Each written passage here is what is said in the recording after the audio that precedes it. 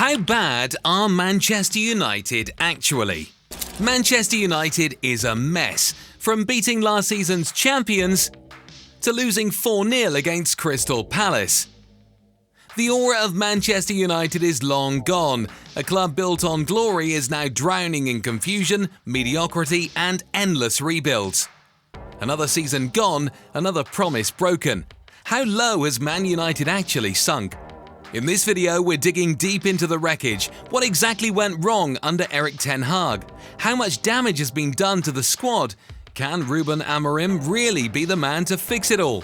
Is the 2025-26 season a long-awaited turning point or just another false dawn? If you thought Manchester United's 2023-24 season was a rollercoaster, you thought wrong. It was a full-blown derailment. The Red Devils plummeted to 15th in the Premier League, their worst finish since the 1973-74 season, amassing a mere 42 points. The season kicked off with a glimmer of hope, a 1-0 victory over Fulham, but it quickly turned into a nightmare. A humiliating 4-0 thrashing by Crystal Palace in May epitomised their defensive frailties. In total, United conceded 58 goals in the league, a statistic that left fans and pundits alike questioning the team's cohesion and strategy. Their cup runs offered little solace. An early exit in the FA Cup's fifth round at the hands of Fulham and a quarter-final defeat in the ECL Cup to Tottenham highlighted their inconsistency. The Europa League final loss to Tottenham further compounded their woes, making a season devoid of silverware. Off the pitch, unrest brewed. Fans voiced their discontent through boos and banners, expressing frustration over the team's direction. The atmosphere at Old Trafford grew increasingly tense, with supporters demanding accountability and change. The 2024-25 season was a nadir for Manchester United, characterised by dismal performances, defensive lapses and a disconnect between the club and its supporters. It was a campaign that fans will hope to forget, but one that will undoubtedly linger in the annals of the club's storied history. But who takes the blame for this nosedive? Well, in the next section, we dig into the man at the helm during the wreck, Erik Ten Hag. Spoiler, it wasn't just bad, it was legacy denting. Erik Ten Hag's story at Manchester United didn't start in chaos, it started in triumph. A Carabao Cup win in 2022-23 and a return to Champions League football. Finally, it seemed like United had found a steady hand, a manager with structure, discipline and a clear identity. But fast forward to the end of the 2024-25 season and that promise had completely unravelled.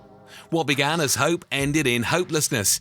Ten Hag's tactical rigidity became a liability. Week after week, the same patterns, the same predictable build-ups, the same breakdowns. His inability to adapt mid-match left United exposed against both elite and bottom-table teams. When things went wrong, and they often did, he had no plan B. Off the pitch, the cracks were even deeper. The Jadon Sancho saga turned toxic. Rashford's discipline and form became headline material for all the wrong reasons. Behind the scenes, the dressing room grew colder, disjointed, uninspired. Big money signings didn't just fail, they flopped. Mason Mount barely featured. Antony offered more spins than substance. Casemiro looked like a shadow of his former self. And Ten Hag, instead of recalibrating, doubled down. Injuries piled up, but squad rotation was nowhere to be seen. Young talent was misused, veterans were overworked, and by May 2025, United not only missed out on the top six, they missed out on respect. Ten Hag was finally sacked. Few fans mourned. You can blame tactics, you can blame the board, but at some point you have to look at the 11 players on the pitch and ask, what happened to Manchester United's squad? On paper, it's a team with star power, but on the pitch, a bloated, confused ensemble cast that never found chemistry. Let's start in goal. Andre Onana was brought in to revolutionise United's build-up play, a modern sweeper-keeper. But instead, fans got a rollercoaster. 1 week, world-class reflexes. The next, costly howlers. Improved? Slightly.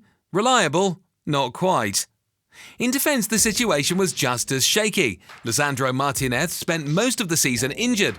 Rafael Varane, gone. Harry Maguire, still caught between cult hero and liability. Without a consistent backline, United leaked goals and looked lost every time the opponent countered. Midfield, once considered a strength, turned into a circus.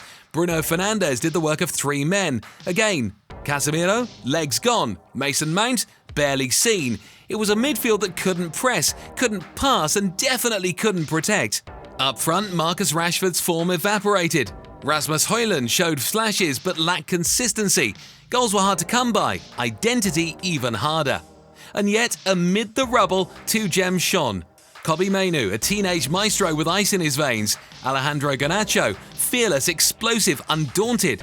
This squad wasn't just undelivering, it was undercoached, overhyped and mentally shot. Fixing it wouldn't be about adding players, it would take a total reboot, which is exactly what Ruben Amorim was brought in to do.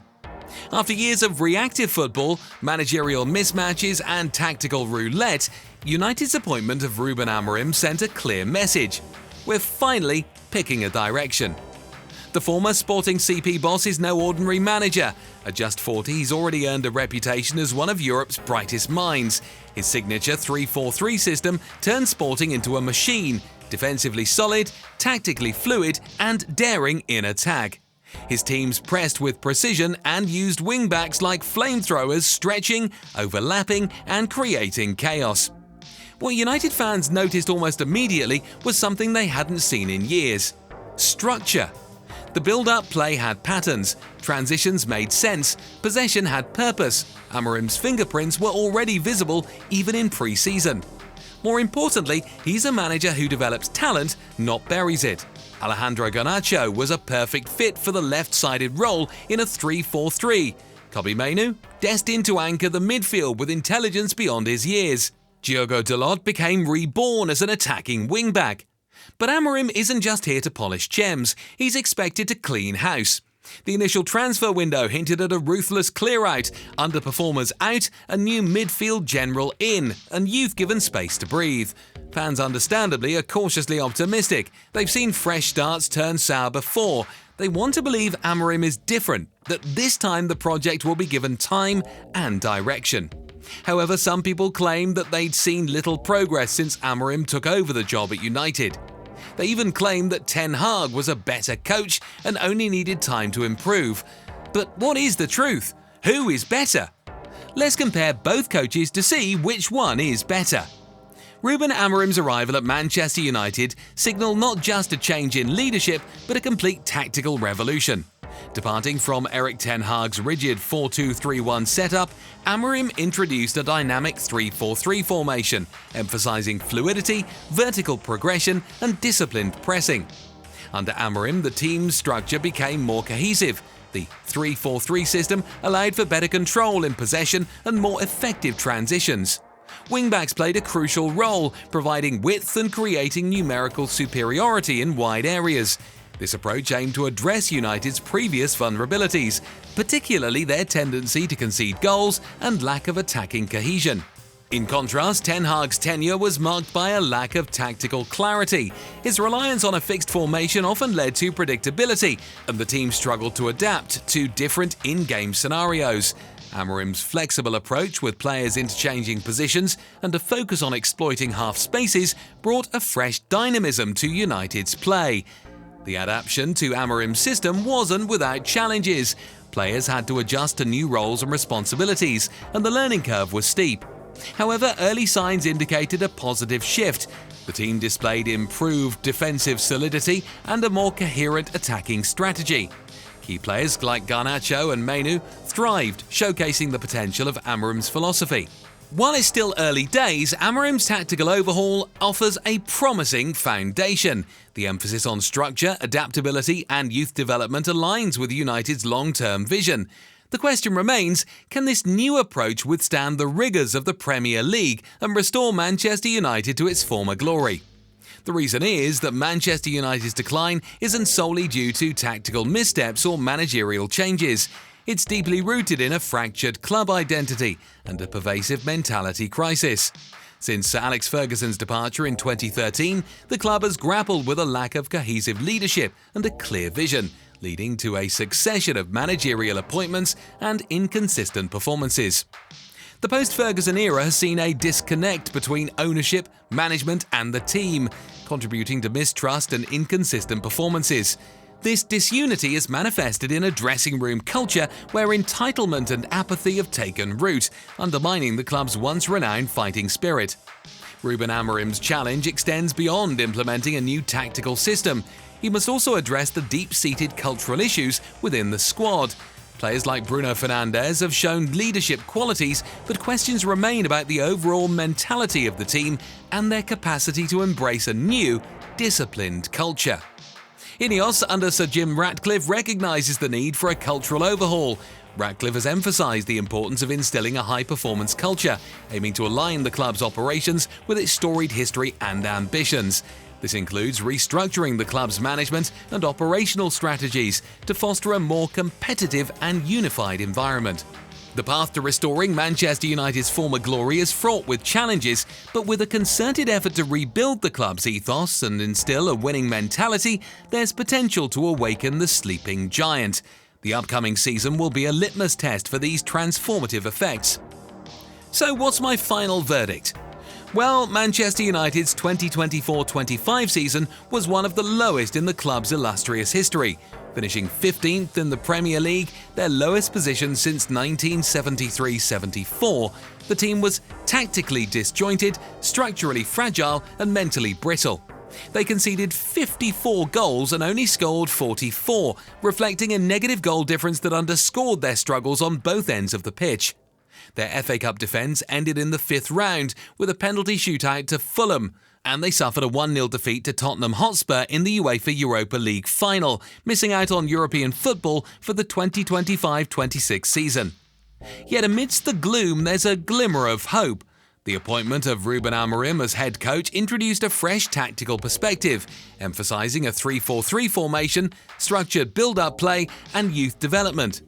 Early signs indicate a more cohesive unit, with young talents like Alejandro Garnacho and Kobbie Mainoo poised to become central figures.